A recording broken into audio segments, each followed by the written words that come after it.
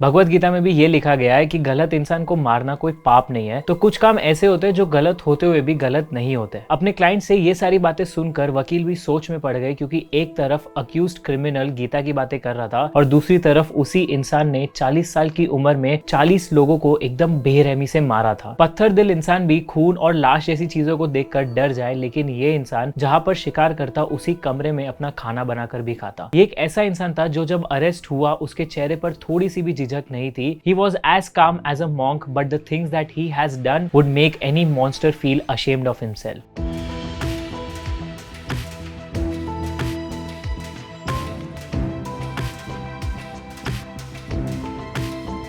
इस कहानी की शुरुआत हुई अक्टूबर 20, 2006 को, जब तिहाड़ जेल में एक अजनबी का कॉल आया और कॉल के दूसरी तरफ के इंसान ने ये कहा कि तिहाड़ जेल के गेट नंबर 3 पर एक टोकरी में एक लाश को रखा गया है। ये सुनकर सबके पैरों से जमीन खिसक गई, क्योंकि तिहाड़ जेल जो दिल्ली का जाना माना जेल है, उसके बाहर एक लाश को रखना, ऐसा काम वही इंसान कर सकता है जिसको किसी भी चीज का डर ना हो। जब बाहर जाकर देखा गया तो उसी फुटपाथ पर एक टोकरी रखी गई थी जिसमें एक लाश के टॉर्सो को बांध कर रखा गया था और उसके नीचे एक लेटर था, जिस लेटर में पूरे जुडिशियल सिस्टम को बहुत सारी गालियां दी गई थी। If we were to write a synopsis of this letter in one line, it said, catch me if you can. जिसने भी वो लाश वहां रखी थी और ये लेटर लिखा था, इट वॉज प्रीटी ऑब्वियस कि उसको बहुत ज्यादा गरज था with the judicial system of the country. वो अपने लेटर से ये बताना चाह रहा था कि वो इस काम में कितना ज्यादा माहिर है और पुलिस कैसे अपना काम सही से नहीं कर पा रही। इन्वेस्टिगेशन में सबसे पहले उस कॉल को ट्रेस किया गया जो पुलिस को 20 अक्टूबर को आया और उसने पुलिस के होश उड़ा दिए, और ये पता चला कि वो कॉल एक एसटीडी बूथ से आया था। बूथ के बाहर उसकी तरकदारी करने वाले से जब पूछा गया तो उसने कहा कि वहां पर सिर्फ एक ही इंसान आया था। Now the sketch was ready और लेटर में लिखे गए कंटेंट से उस कॉलर के एक्सेंट के बारे में भी पता चला, which turned out to be a Bihari accent. Investigation इसी तरह से आगे बढ़ ही रही थी कि 25 अप्रैल 2007 को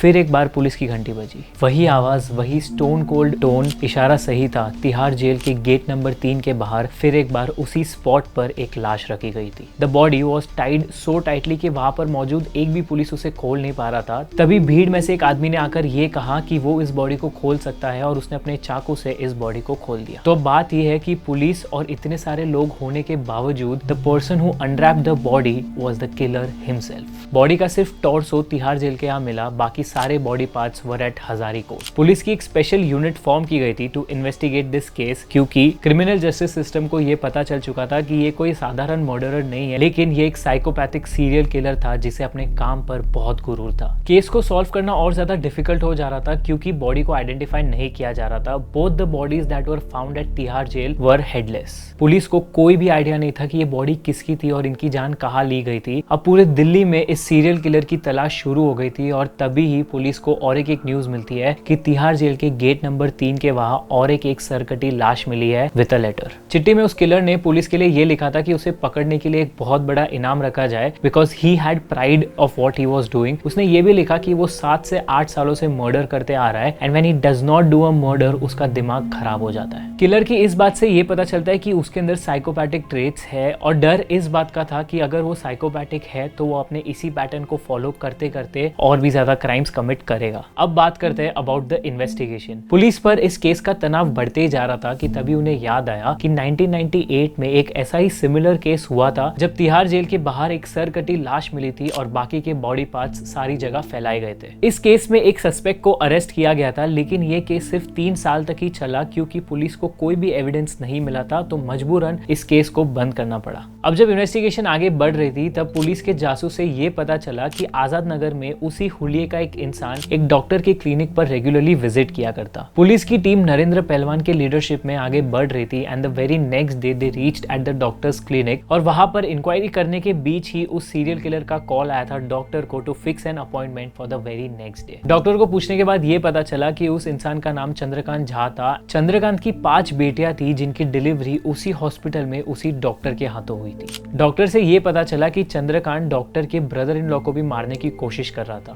तो इसी डायरेक्शन में अपनी इन्वेस्टिगेशन करते हुए पुलिस ने डॉक्टर के ब्रदर इन लॉ से भी पूछताछ की और वहां उन्हें ये पता चला चंद्रकांत के पास एक मोटर कार्ट है जिस पर वो सब्जियां बेचता है। इस छोटे से इंफॉर्मेशन के बेसिस पर पुलिस को चंद्रकांत का घर मिल गया and it was with in a matter of hours the most dangerous serial killer in the city was handcuffed and was kept in the police custody.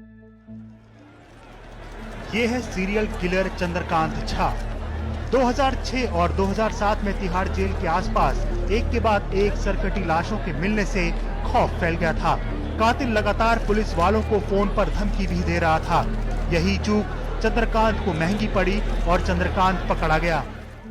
अब पुलिस के सारे सवाल और मिस्ट्रीज का जवाब उनके सामने कुर्सी पर बैठा था। He did not have a pinch of fear or stress on his face. अब चंद्रकांत सब कुछ बताने के लिए राजी हो चुका था, only if the police did not threaten or beat him. He began with his name, Chandrakant Jha. वो अपनी 5 बेटियों के साथ दिल्ली में रहता था, लेकिन अपने सीरियल किलर के प्रोफेशन को सीरियसली लेते हुए उसने हैदरपुर में घर लिया था। Indian institution of public administration के हिसाब से एक साल में लगभग 4.42 मिलियन लोग बिहार से दूसरी सिटीज में माइग्रेट होते हैं ड्यू टू अनएम्प्लॉयमेंट। मुंबई या दिल्ली जैसे शहरों में ये सारे इमिग्रेंट्स अपने क्वालिफिकेशन के हिसाब से जॉब्स ढूंढते हैं और एक छोटे से एनवायरनमेंट में 7 से 8 लोग रहते हैं एंड बिकॉज ये सारे दूसरे स्टेट से आते हैं they have to go through a lot of discrimination. Chandrakant Jha के साथ भी कुछ ऐसा ही हुआ था। उसने दिल्ली आकर सबसे पहले सब्जी मंडी में काम करना शुरू कर दिया where he used to pick up the sacks of vegetables and load and unload them on the trucks. Everything was going smooth for Chandrakant until one violent night जब चंद्रकांत ने एक गुंडे के खिलाफ आवाज उठाई क्योंकि वो गुंडा एक इनोसेंट इंसान को मार रहा था।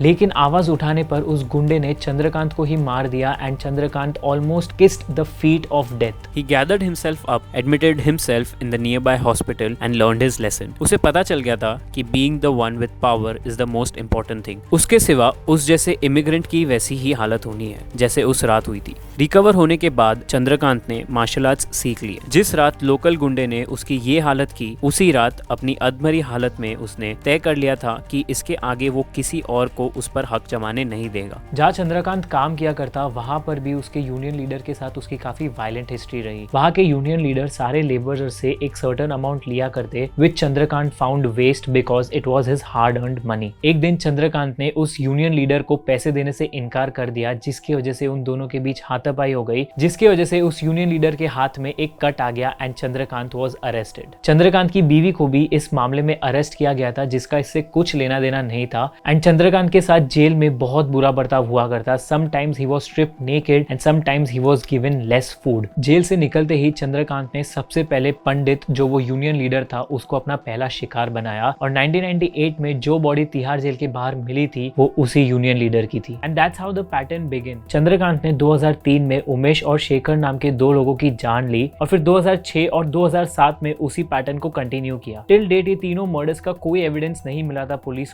को रिसेंट मर्डर का एविडेंस तब मिला जब चंद्रकांत ने उनसे कहा कि उसने सर कटी लाश का सर यमुना रिवर में डाला है। अकॉर्डिंग टू हिम वो इन सारे लोगों को पनिश किया करता था बाय किलिंग देम और अपने पापों को धोने के लिए उनके सर को यमुना रिवर में डंप किया करता। चंद्रकांत बिहार के गोसाई गांव में रहता था और वहां के लोग उससे बहुत ज्यादा डरा करते because of his violent nature. Chandrakant छोटी से छोटी बात पर ट्रिगर हो जाता, वन ऑफ देम बीइंग कोई उससे झूठ कहता या फिर कोई उसके घर पे नॉनवेज खाता। चंद्रकांत के मर्डर करने का तरीका बहुत ही ज्यादा अलग था। He used to be friends with the people he killed क्योंकि most of them were either from his village or the neighboring villages। वो उनके मदद के लिए हाथ आगे बढ़ाता और उन्हें अपने घर में रहने देता। वो उन्हें ऐसे छोटे मोटे काम दिया करता और उसने अपनी एक पहचान बना ली थी। But these so-called friends were just one mistake away from being murdered। Chandrakant के गांव के भिडू जाधव भी इसी ट्रैप में फंस गए थे। When भिडू Jadhav was brought to Chandrakant's house to commit the murder ritual, उन्होंने ये देखा कि वहाँ पर 2 और लोग थे जो हेल्पलेसली बंधे हुए थे, लेकिन भिडू जाधव ने होशियारी दिखाकर अपने साथ बाकी के 2 लोगों की भी जान बचाई। उसमें से एक थे अनिल मंडल जिन्होंने चंद्रकांत के कमरे से उसका कैमरा ले लिया था। वो वही कैमरा था जिससे जहां ने उनकी फोटोज ली थी। आयशा सूद नामक डायरेक्टर ने रिसेंटली एक वेब सीरीज रिलीज की है नेटफ्लिक्स पे called as the Indian predator जिसमें वो सारी फोटोज दिखाई गई है and these are not just photos but the reflection of dark psychopathic mind of Chandrakant Jha.